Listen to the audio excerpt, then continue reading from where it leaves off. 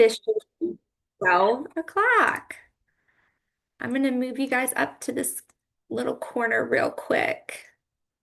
All right. So, hello, everyone. My name is Katie Powell. I am the well-being consultant here at Care First, and I'm also a certified health education specialist with a true passion for health education. I want to thank you all so much for joining. We are excited to have you, and we're excited for today's topic. Also, want to remind you, please feel free, take us on a walk, put the phone or the computer down, do some stretches, make a healthy lunch, and actually sit and eat. Do whatever feels best. I do love to engage with you guys, so just be ready to chat it up. All right, if you were here with us in July, we did focus on skin health and sun safety. We discussed how sun exposure affects our skin and causes damages. We talked about what sun damage looks like, as well as the importance of taking care of ourselves to avoid things like sunburn and prevent skin cancer. We also reviewed doing self-checks. So would love to know in the chat, did anybody do a skin self-exam over the last month? Did anyone do a skin self-exam over the last month? Oh, we have a yes. We have a couple yeses. This is wonderful. A partial one, okay. Yep, yes. Wonderful. Awesome. We're putting it into practice, which is exactly what we want to see. So I love it. Dermatologist appointment, perfect. All right, so this month we are touching on a really interesting aspect, work-life balance and workplace wellness. So today's webinar, we're going to discuss how workplace stress can affect our well-being, it can affect our performance as well as our daily life. We will learn the importance of stress management and creating work-life boundaries as best as we can. And we'll also explore some stress management and self-care strategies. Our goal always during these presentations is for you to learn something new, and especially today to give yourself grace to enhance your well-being and your performance both at work and at home. We are our worst critics, right? So, officially, welcome to Wellness Beyond the Desk, balancing career and personal life. Today, we will touch upon these various topics you see here. We're going to focus on why does workplace wellness matter, and then how to protect, separate, and recharge through managing stress, creating a work-life harmony, and practicing the self-care. Finally, and as always, we will end by exploring our Care First resources available to you.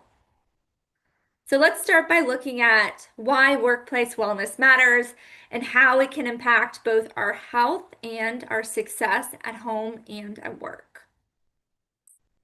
All right. I'm a big fan of statistics, if you haven't noticed during previous presentations, but I truly feel, and especially so in this instance, that it makes the information more credible, more real.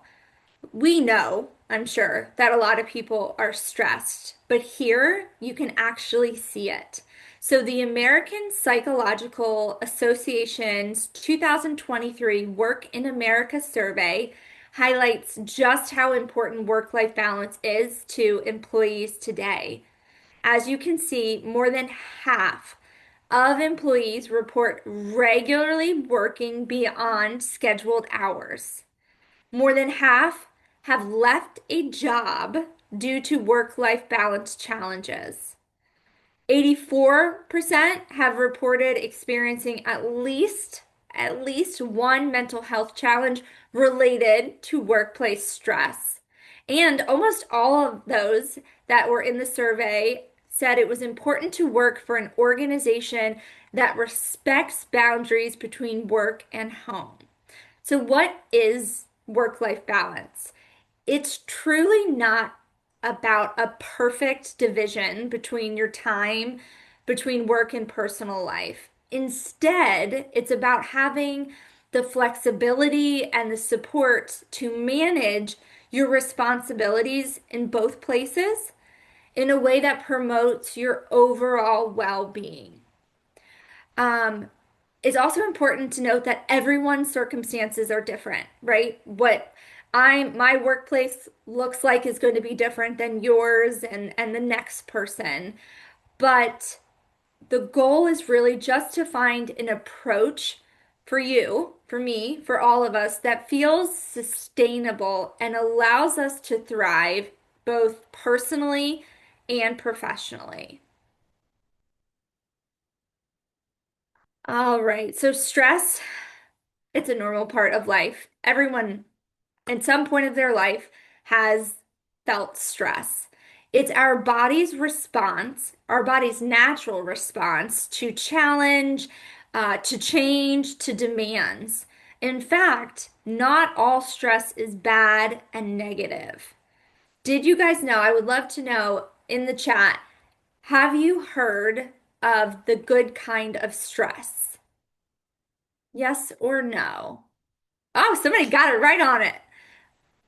Yes. Yeah. Some yes, some no. Okay, perfect. So eustress is what we call positive stress. It's the type of stress that actually motivates us. It helps us stay focused, and it can even improve our performance. So examples could include preparing for a presentation at work, starting a new job, training for a marathon or a race, or planning a special event. So these are good types of stress, happy things, right? Um, think about wedding planning and baby showers and all those different things. They're exciting, they're happy, they're opportunities, but they do come with a little bit of stress. There's also what we're probably most familiar with is distress, which on the other hand occurs when stress feels just too overwhelming or it continues for far too long. When stress starts to become what we call chronic, it can then impact our mental, our emotional, and our physical health. And remember, our goal is not to achieve a perfect 100% work-life balance because that's nearly impossible. If you found it, then I think you should write a book. But instead, our goal is to create a healthy balance that works for us. When the demands of work and life begin to outweigh our ability to cope, that's when the stress can really kind of build and pour into our overall well-being. So what happens then is we start to notice things like difficulty concentrating. Maybe you're a little bit more irritable. You have headaches, fatigue. There's changes in your relationship. Just to share, my husband knows very well when I am either hungry or stressed, right? Hangry is his term for that, or stressed because your mood is altered. Has anyone else, can you say that your family members know when you're really stressed out? I would love to know. 100%. Yeah. So it's not just me. Okay. It's a lot of us. They sense that. And we can also sense when our family members are stressed. Kids, animals, elderlies, you name it. But that's why we're all here today, right? We're here to recognize and to learn how to manage stress so that we can find a good balance. Now, many of you said that your family members can notice, somebody also said, and their teammates when they're very stressed. In the chat, would love for you to say one or two words that would describe how you feel after a stressful work day. So how would you describe your feelings after a stressful workday? Drained, tired, exhausted, depleted, done. Oh my gosh, frazzled, exhausted, overwhelmed. Don't talk to me. Oh, somebody said relieved.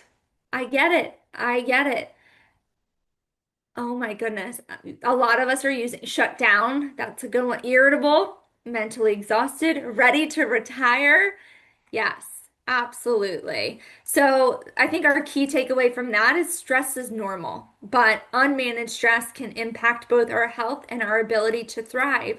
Because what you are saying is that you're exhausted, you are mentally worn down, you are drained. We can only sustain that for so long. So we want to prevent chronic stress so that we're able to have that better balance. So we've discussed how stress can affect our health and performance. Now we want to look at how unmanaged stress can lead to, those not so great things. So we're going to explore some practical strategies to help us manage and effectively build resilience. Before, we're going to do a little test your knowledge. So in the chat, A, B, C, D, which of the following can be a less obvious sign of chronic stress? Less obvious sign. We're getting a lot. Yep. Yes. It's it is drum roll. Ba-dum-bum-bum. B. B. Frequent forgetfulness or difficulty concentrating. So chronic stress is the stress that lasts for weeks or months or even longer. Unlike that short-term stress, which can sometimes help us stay alert and focused, chronic stress takes a toll on the body and on the mind. Over time, ongoing stress can contribute to difficulty concentrating, brain fog, remembering, sleep problems, headaches, weakened immune system, feelings of anxiety or sadness, a lot of different physical symptoms as well as the emotional symptoms. So think about, looking at the screen. Have you or are you experiencing any of these? And are they tied to stress? If chronic stress becomes too overwhelming or it begins to affect your health, your job performance, your relationships, your ability to cope with daily responsibilities, it's definitely time to seek support. Support is always there. Whether you're reaching out to your primary care provider or talk therapist, but also look internal at your work resources. Many workplaces have employee assistance programs, they have available resources, management can provide potential solutions. I think it's often we don't want to complain. We want to seem, as strong and secure to our leadership as possible, but we're all human, right? We all have different amounts of work at any given time. If you're not getting a break or it's just becoming too much, I think it's worth having that conversation with your people leader. I feel endlessly blessed with where I work, especially the division, because our management is always checking in and asking, how's everyone doing? What is your workload like? Is there anything that I can help with? That supportive culture is really, truly amazing. And I love that some people are saying same. I love that. Right now, though, if you could share, what is your biggest workplace stressor? So examples are things like, is it the deadlines? Is it the workload? Is it, too many meetings and presentations? Is it just that work-life balance? Workload, long days, coworkers, toxic environment, deadlines, too much work and not enough time. Yep. Combination, workload, people. Yeah. I mean, lack of communication, deadlines, it's a mixture. Doesn't it almost feel good to like say it and let it out? Yeah. What is your stressor right now? Tell me, get it off your chest. Everything is safe here. New systems, team dynamics, Project uncertainty. Somebody used chaos. I love it. What we're doing right now is we are recognizing our biggest stressor, and that is the most important first step, especially if you're going to talk to someone, your management, or reach out to a support because they need to know this. Once you're aware of what's contributing to the stress, that's when we can focus on what we can control and develop healthier ways to manage it before it becomes chronic. And I love this. Keep sharing, keep talking in the chat. You guys are amazing. This is a really good opportunity. All right, so lowering our risk for the chronic stress. We often don't really stop and think about how that stress is affecting us until it begins to really impact things like our health and our mood and our relationships. Because sometimes that's like a mirror. You start hearing yourself, snap a little bit more, maybe at the kids, or you're rather skip a workout because you'd rather get a head start on the day. You're not doing your daily routines because you're just trying to get as much work time as possible. But taking a few minutes to pause and to reflect can help you recognize stress early and respond to it in a healthier way. So it's almost asking yourself questions, like rate yourself. Okay, how stressed am I feeling right now? On a scale, maybe it's 1 to 10. Okay, then from there, what is contributing to my stress? And what of it can I control? And what of it can I let go of? For most, hopefully, workplaces, asking yourselves these questions and then being able to take this as a conversation starter, it's a really great tool. I've assessed how I'm feeling. I know what's contributing to it. This is the pieces that I can control, that I know that I can implement new practices or work on. These are some things that are out of my control. What are your suggestions? Sometimes it's not that easy and it's not, a quick fix, but you're taking steps towards, acknowledging it and finding different ways to reduce stress.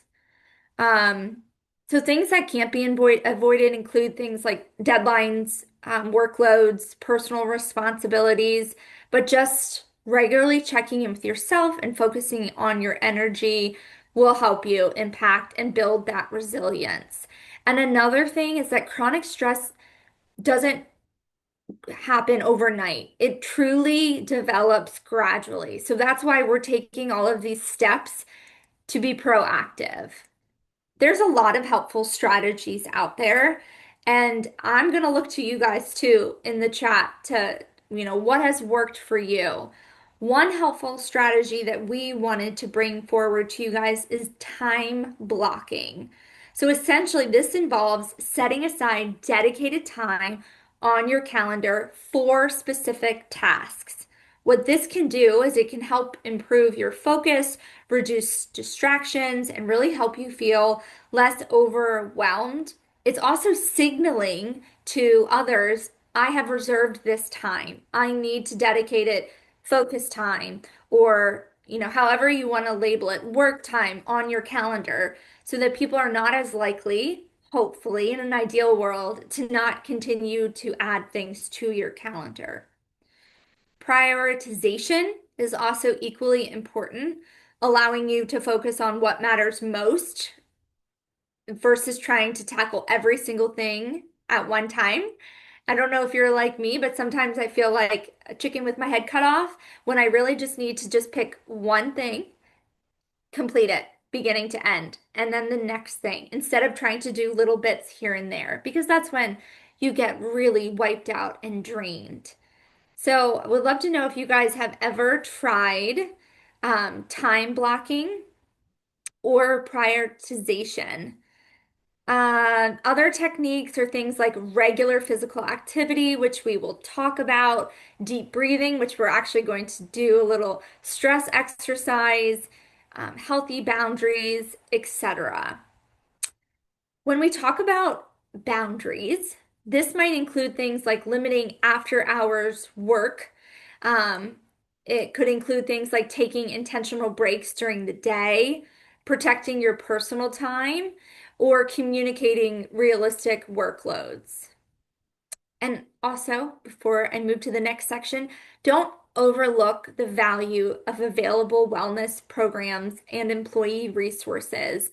These tools and solutions are designed to provide you the support that you need when you need it, how you need it. Hopefully, between a lot of these different strategies, you can build upon feeling more in control of your day, building that resilience, and better managing that workplace stress. Moving on to our separate. So we're separate here, creating work-life harmony. And essentially, this is where we're saying that we know it's important to manage stress, but long-term well-being also depends on creating those healthy boundaries that we just talked about between work and personal life. Work is a very important part of your life, but it shouldn't be all consuming. That's why we're going to focus on work-life harmony, which can help with better balance. So in the chat, would love to know, and feel free to be brutally honest, when does your workday truly end? And it's a hard kind of concept now that we are in a post-COVID world because some of us are home fully remote, some of us are back in the office 100%, and some of us are, a hybrid. So workplace looks and feels differently to everyone. We're getting a lot of, it looks like A's, B's. So, when does your workday truly end? Is it when you leave the office, when your to-do list is done, at the end of your scheduled time, or no clear ending? Yeah, a lot of us are D's. So, there's no right or wrong answer. The question is simply meant, again, to encourage that self-reflection.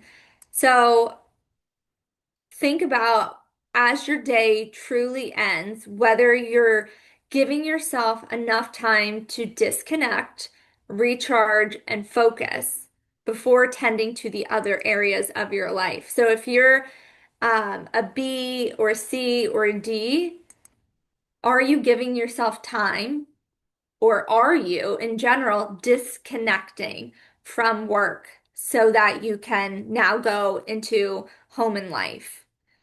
Creating a clear boundary between work and personal time is really going to be the most effective way to support that work-life harmony and to protect that over our well-being.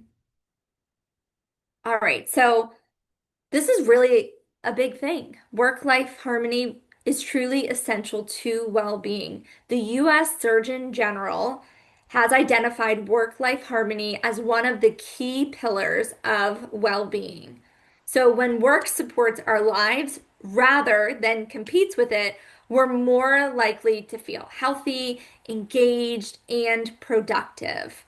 It's really hard in general to balance professional and personal responsibilities. So work-life harmony recognizes that and that employees have commitments both in and outside of work.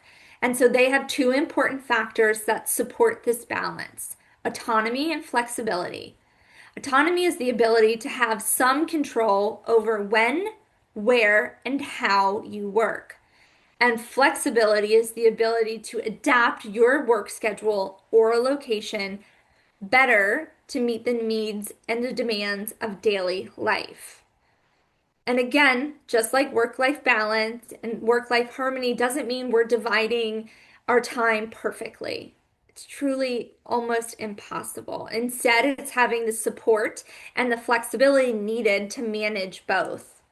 When employees have time to do things like recharge, connect with friends and family, attend appointments, engage in activities that they enjoy, they are better equipped to manage stress, to stay focused, and perform at their best. So let me ask you in the chat, how do you feel after a full day off on PTO? No work emails, no meetings, nothing. How do you feel? Relaxed, refreshed, energized, guilty.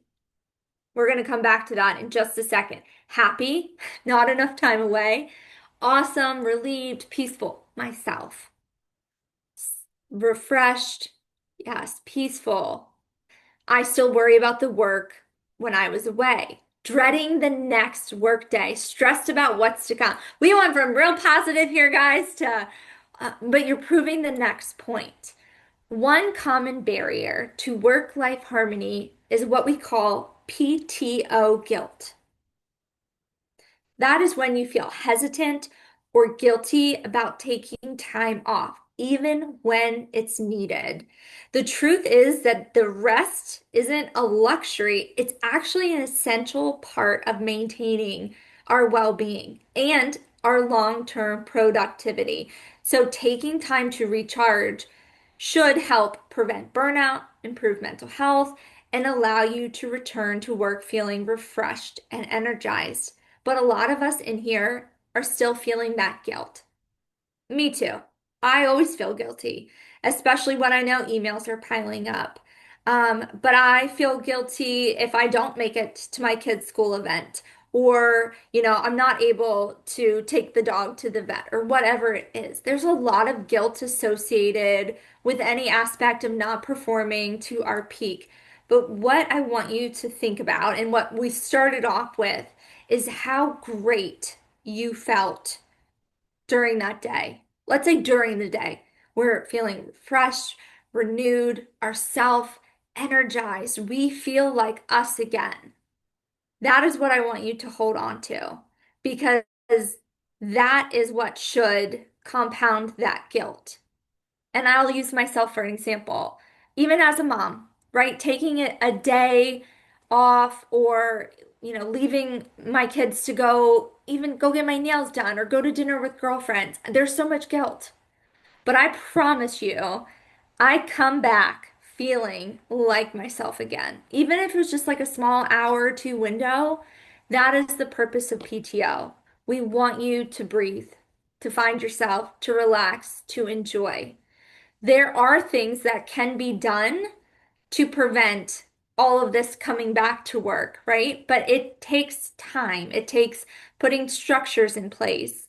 Something that we've done within my own division, which I absolutely love, is we have a PTO buddy. So someone is covering for us when we are out. So when we come back, we're not coming back to emergent situations, right? We're just coming back into work. Our also leadership encourages us to block time when you're coming back so that you have an hour or two in the morning to just resettle in, check emails, get reacquainted. Maybe that's not the environment or the culture right now of your workplace, but maybe that's something that you can advocate for within your management or your leadership. This QR code also has additional tips and resources for improving work-life harmony, so you can scan it and it links to a practical guidance from the Mental Health America. It's really cool. I suggest you take time to explore it. All right, another important way to support work-life harmony is by setting clear boundaries, especially when working remotely or in a hybrid office. I don't know about you, but I absolutely love the ability to be hybrid remote. It has flexibility. I mean, speaking from experience, it has been the biggest blessing for my family. There's some positives and some negatives. Some negatives include that there is no commute or physical separation between work and home. When I walk outside of these doors, I'm literally home.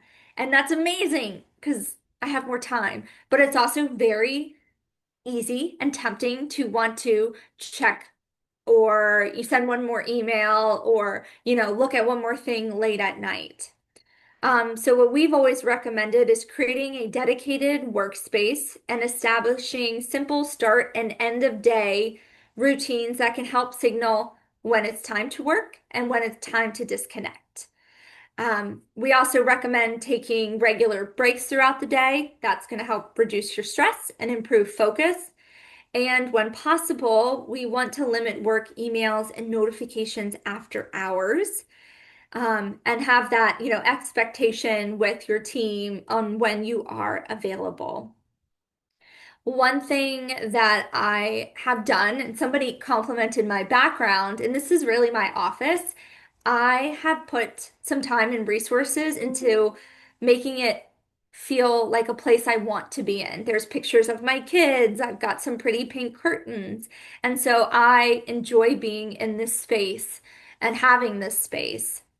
One thing that I need to work on, and I'm totally honest with all of you, is that at the end of the day, maybe I should start shutting my office doors to signal like office is closed, Katie. It's 8:36. You do not need to see if so and so wrote back to you. But I think a lot of us are a little guilty of doing that. So for you guys, what is one thing that you do to switch off at the end of your workday?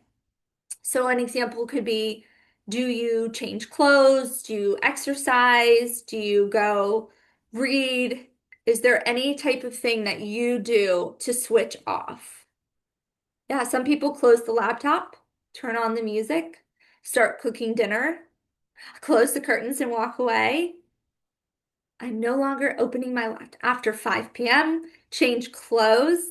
That was something I used to do when I get home from work. I'd go straight and change my clothes, straight to comfy clothes, leave my office. A lot of you are working out, walks. I love this. Putting my, yeah, cook, walk the dog. Awesome. Fantastic. All right, so we are getting to the recharge. This is everyday self-care strategy. So we talked about stress, we defined it, we know what chronic stress is, we've explored ways that we can start to manage and create healthy boundaries. Now we want to focus on everyday self-care habits that can help us with recharging, building resilience, and supporting our overall well-being.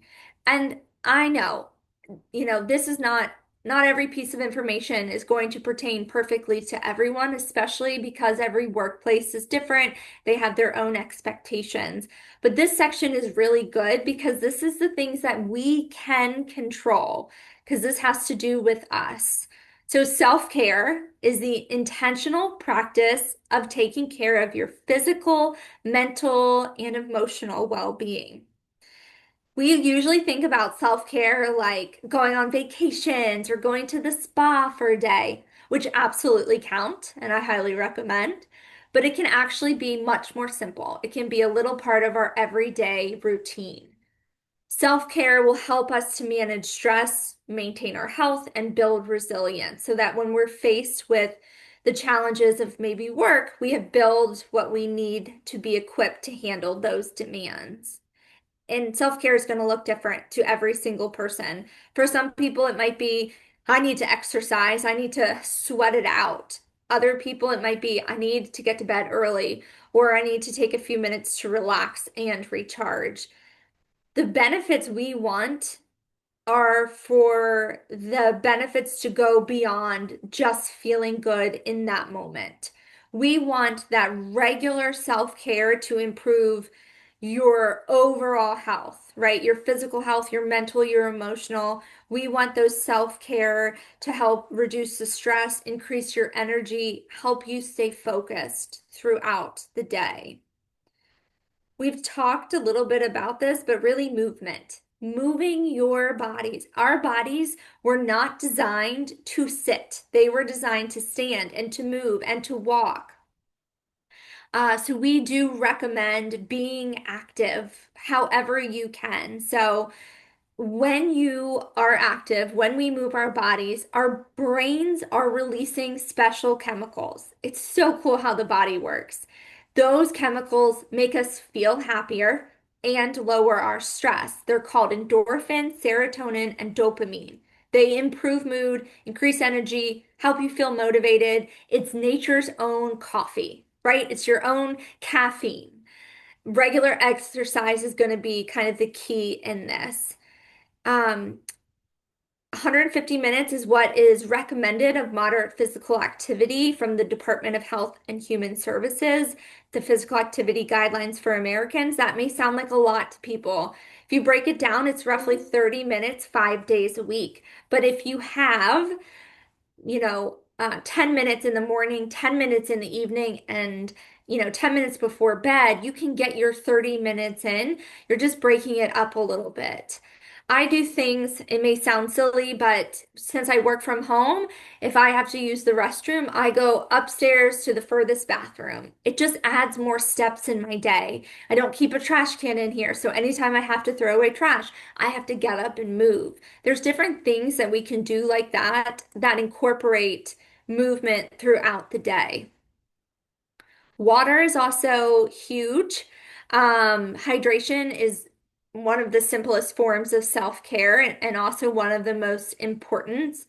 Our bodies truly rely on water for energy, focus, regulating temperature, just overall essential functions. Even a mild dehydration can leave you feeling tired, less focused, and less productive. So think about it. If you are already stressed at work, you're not doing physical activity, you're not moving, and you're somewhat dehydrated, which is causing even more exhaustion and feeling less productive, like you're really, really going to feel it. So the self-care strategies, drinking a lot of water, getting up and moving, maybe doing some habit stacking will help you overall. I did want to say with just in trying to fit more movement in your day, it can be habit stacking, which we've talked about in previous Wellness Wednesday webinars. Maybe, you fill your cup to 8 ounces of water. Every time you need to get more water, you have to get up and move. So it just forces a little bit of movement throughout the day. I was thinking of this yesterday and I was like, you know what, Katie, today you are being a hypocrite because I was thinking about this presentation and I needed to take the dog out. So I was like, okay, I'll take the dog out and I'll get some steps in. Habit stacking, right? That's great. But on my way out, I grabbed a prescription bottle because I needed to call in a refill. It's like, okay, I'll walk the dog, I'll get some movement, and I'll just do this prescription refill real quick. But then I was walking the dog, getting my exercise, and I thought, okay, I can order groceries because if I order the groceries now, they'll be ready for. And so when we do that, we're taking away from the self-care strategy. We're putting too much onto a habit stacking. So walking the dog and getting movement is great.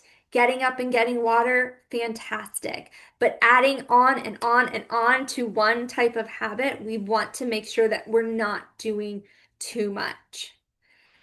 Um, when I was talking about, we were built to stand. We want to move more and sit less. They are saying that sitting is the equivalent to smoking. Sitting is the new smoking. So we want to prevent that. We need movements, moments of movements to help relieve things like muscle tension, improve concentration, just a fresh perspective. Walk away for a few minutes, right? We talked about sometimes when you take the PTO or you take a break, you come back a better, more refreshed person.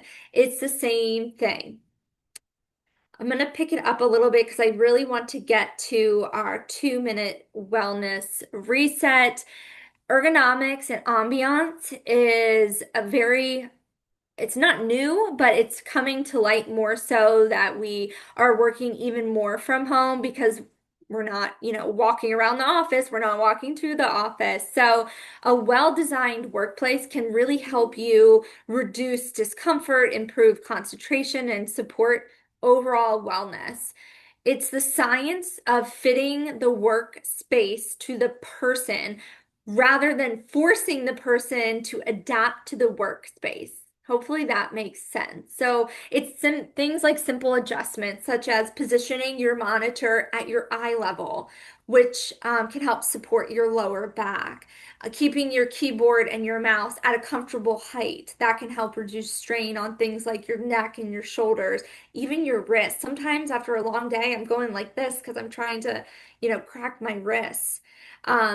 There's lots of different things that you can do to also create the ambiance, hang a pretty thing of curtains or add a plant or soft music.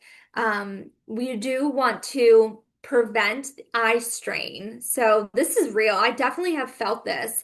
Essentially, eye strain is when you're looking at a monitor or monitors for an extended period of time. So every 20 minutes, it says to look at something 20 feet away for 20 seconds.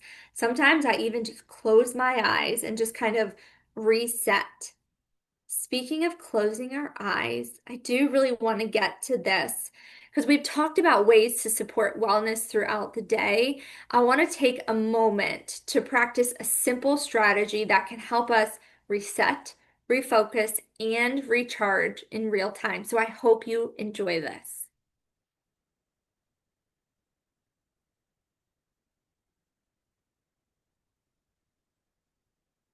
I don't hear it playing. Do you guys hear it playing?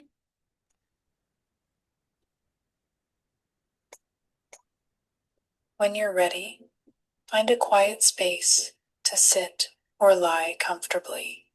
Relax your hands at your sides, in your lap, or over your heart. If it feels right, close your eyes or hold a soft gaze. Take a few breaths just to notice your breathing, but don't change anything yet. Think of box breathing like tracing the four sides of a square, using a balanced rhythm to inhale, hold, exhale, and hold. Allow your mind to settle before beginning. First, breathe in gently through your nose for 4 counts. Feel the air filling your lungs, your chest lifting, your belly expanding. Next, focusing on stillness, pause and hold your breath for 4 counts. Then, exhale slowly through your mouth or nose for 4 counts.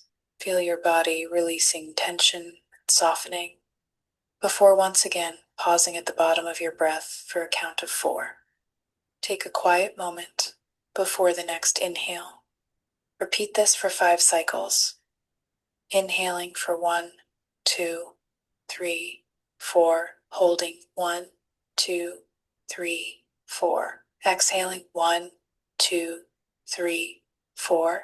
And holding 1, 2, 3, 4. Imagining yourself tracing the shape of a square in your mind, each side representing 1 breath.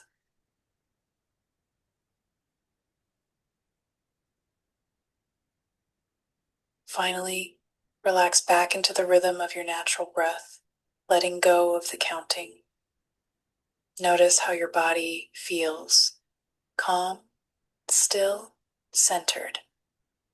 When you are ready, open your eyes, wiggle your fingers and toes, bringing movement back into your body.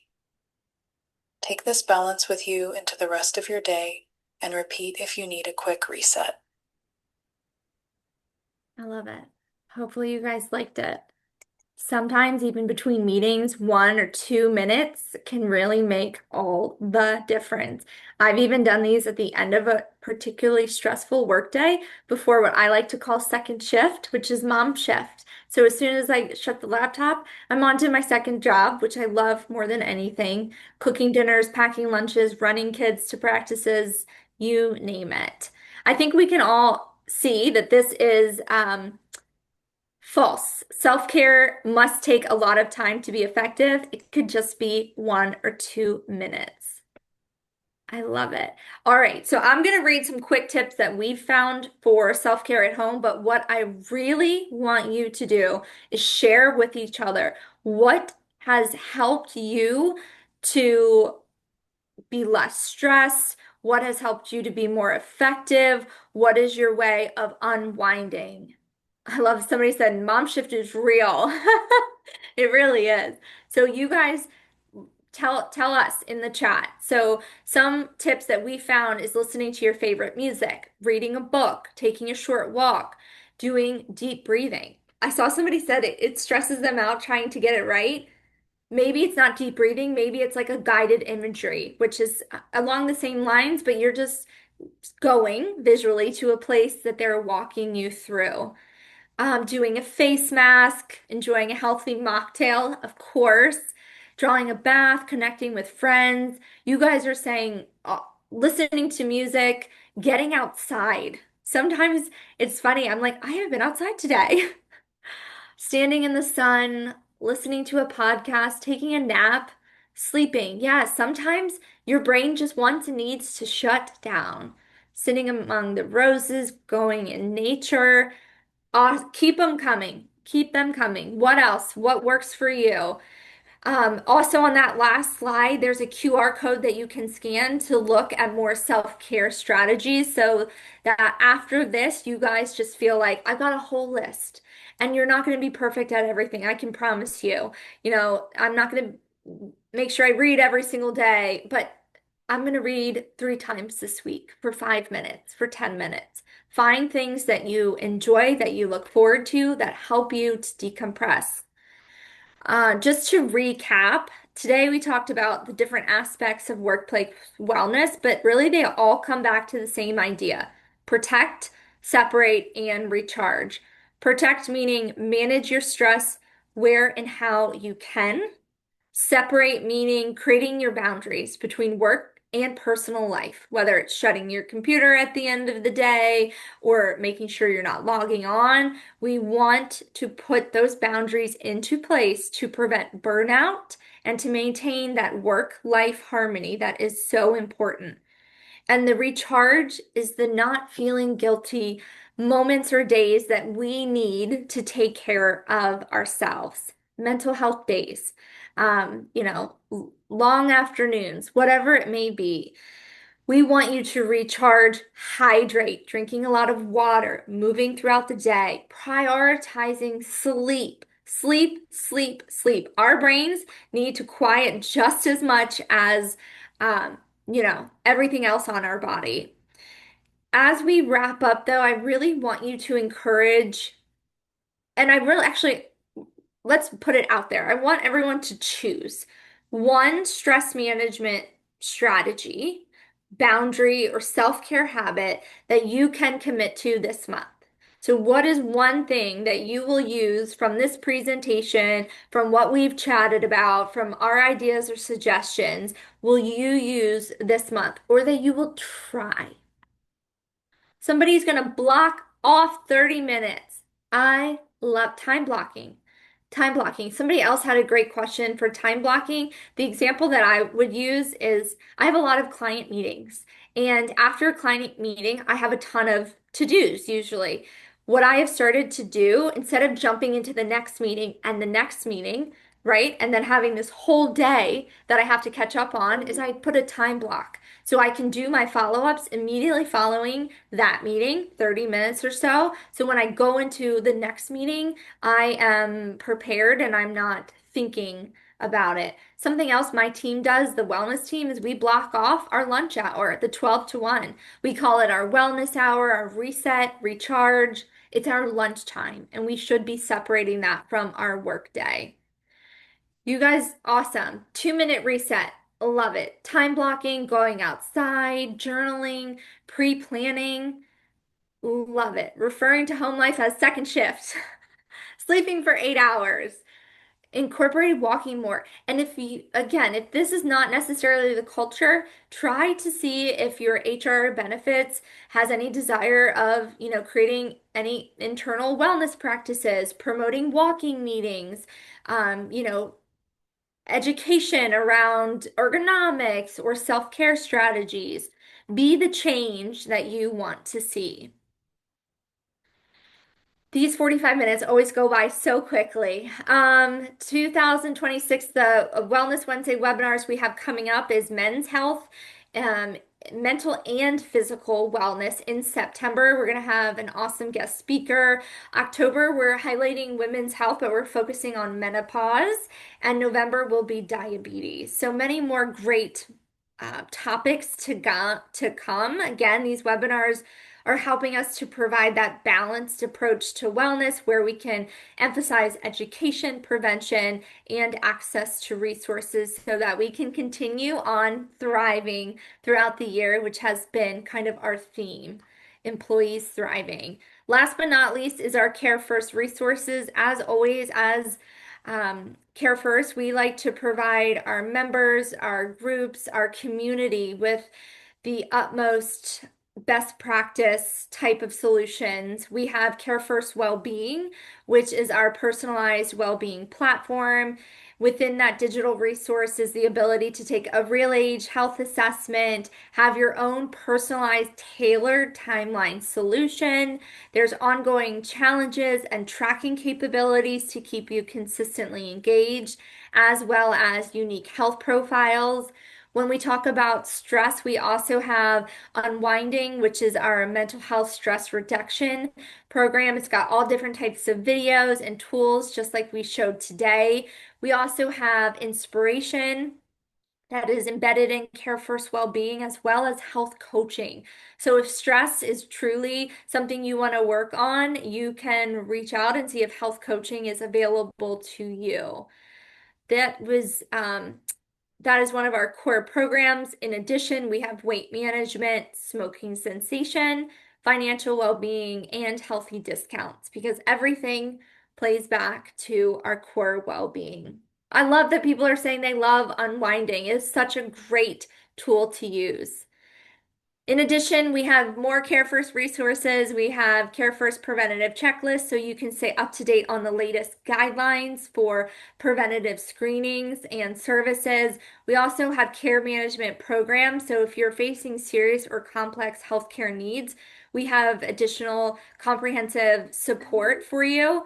And we also have a Care First Health Library. So a very robust library of articles and videos on everything you can imagine. If you're interested in more resources Care First has to provide, feel free to scan the QR code. As always, I want to thank you so much for taking the time to come to our presentation, but really to be open-minded and to learn about new ways that we can do what we can do to better have work-life harmony and balance work and life. We always wish you nothing but the best and healthiest and happiest month, and we cannot wait to see you in September for our Men's Health Seminar. Have a wonderful month, everyone.